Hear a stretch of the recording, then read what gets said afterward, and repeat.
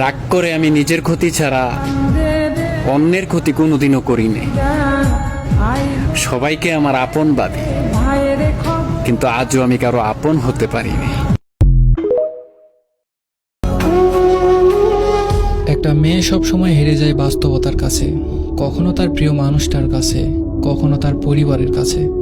মেয়েরা চাইলেও তাদের ইচ্ছা মতো চলতে পারে না, তাদের ছোট ছোট ইচ্ছাগুলো পূরণ করতে পারে না তাদের ভালোবাসা ও মমতা দিয়ে কাউকে খুশি করতে।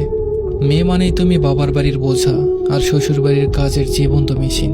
সারা জীবন কাটিয়ে দিতে হয় মানিয়ে নিতে নিতে, অবহেলা, লাঞ্ছনা, অপমান এসব নিয়ে বেঁচে থাকতে হয় মেয়েদেরকে নিজের মতো করে বোঝার মতো কেউ থাকে না।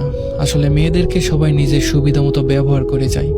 মেয়েরা যার কথা মতো চলতে পারে তার কাছে সে অনেক ভালো, আর কথা মতো চলতে না পারলে সে সব চাইতে নিকৃষ্ট।